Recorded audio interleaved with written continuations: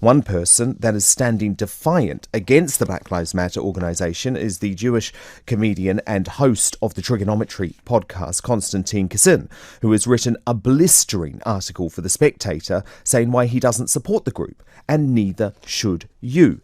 It includes the line, "Do I believe the lives of black people matter? Of course. Do I think racial injustices must be addressed and with urgency? Absolutely. Do I support a neo-Marxist organisation that wants to dismantle capitalism, defund the police and undermine the nuclear family? No. There, I've said it. I do not support the Black Lives Matter organisation. Neither should you." Konstantin Kisin joins me now. Very powerful piece, Konstantin.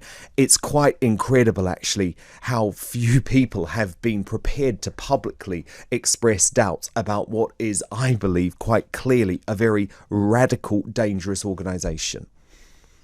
It is, and I think a lot of people are very scared, and I don't think it's a surprise for people to know that if they speak out against this organization, they're going to be severely punished. And it's an honor and a privilege to be one of the few people in this country who's able to speak about it, not because I'm brave or anything else. It's just because they can't cancel me. You know, I'm independent, I'm self-sufficient because of what I do.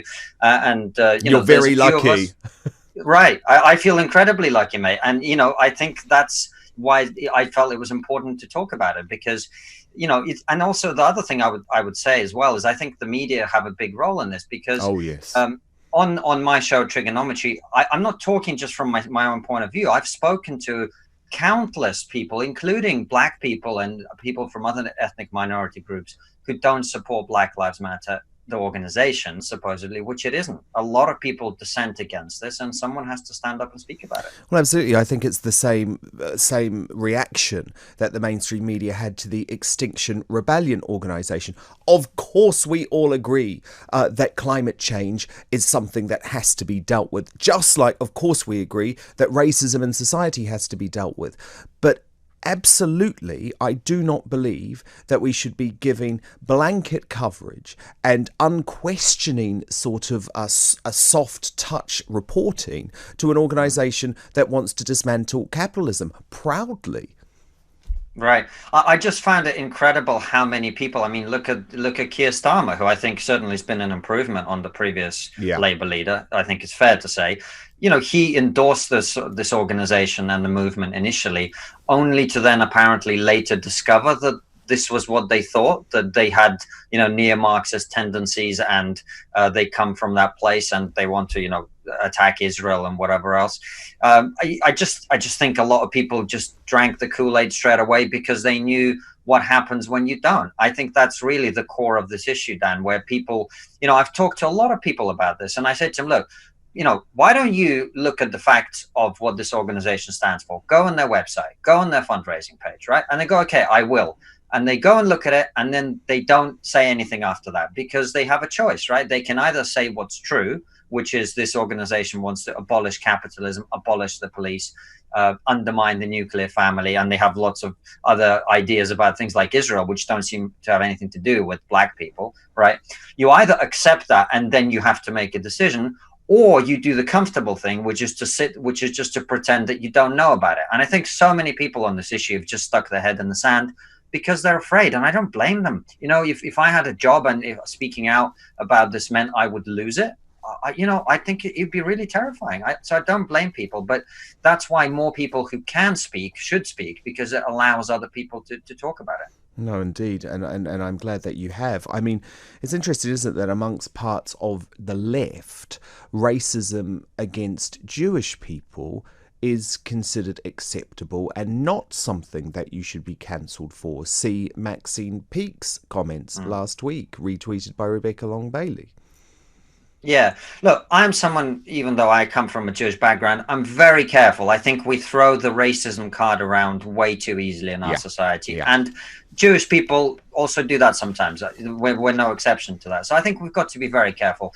I didn't think, for example, this tweet over the weekend from Black Lives Matter, you know, criticizing Israel, whatever. I don't think criticizing Israel makes you anti-Semitic. So I want to be careful around that. But you're absolutely right. The way we treat anti-Semitism and other forms of racism, there is a double standard there, and that's because, you know, as a group historically Jews are successful, so I guess we'll just have to take it.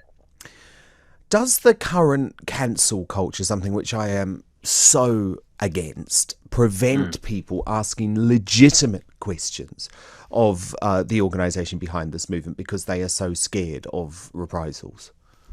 I don't think it's just this movement, Dan. I think we live in a society now where ordinary people up and down the country, here in America, all over the West in particular, are terrified. They are terrified of speaking their mind on a whole host of issues. I mean, we're talking with you about Black Lives Matter, which is obviously the issue du jour. But what about, biological sex?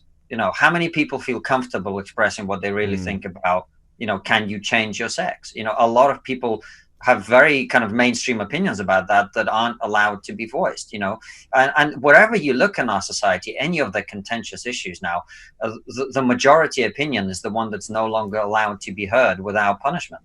That's a very worrying state of affairs, and that's why I'm very big on freedom of expression.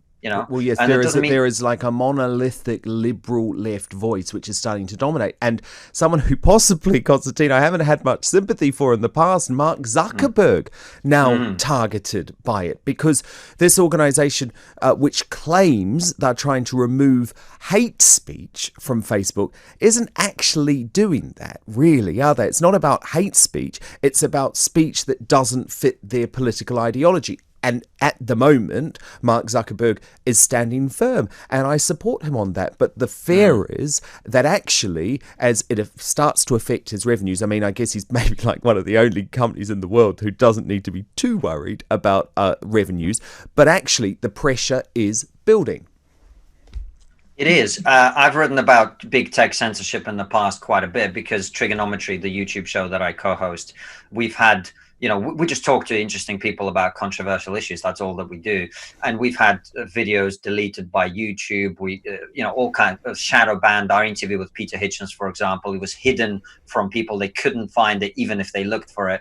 So there's a lot of that sort of shenanigans going on. It's good to see Mark Zuckerberg standing up to, and as you say, he's one of the people who can afford to take a financial hit for what's right. Whether he'll do that or not is a whole different question. But there's a much bigger issue at stake here, Dan, and I'm sure you're aware of it, which is these monopolies that control essentially all of our means of communication, Twitter, Facebook, Instagram, Google, they're in the hands of like 5 people. And these 5 people essentially get to control what we talk about and what we don't talk about.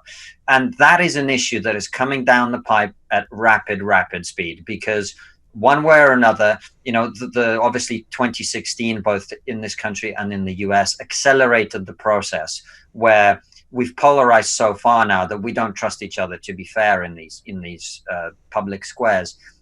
We don't trust these companies to be fair because they're not fair. That they definitely have a bias. And how do you resolve that? Nobody really knows the answer to that question. I don't pretend to know the answer to that question, but I promise you, as you look into the next couple of years of what's ahead, that is going to be one of the biggest issues that defines how we do all our politics and everything else, because it's coming and there is no solution at the moment. No, and it's utterly terrifying on so many levels, and it's going to cause us all to tear each other's hair out, which is also not particularly nice. But absolutely fascinating analysis. Brilliant piece. That is Konstantin Kisin, who is the comedian and co-host of the brilliant Triggernometry podcast.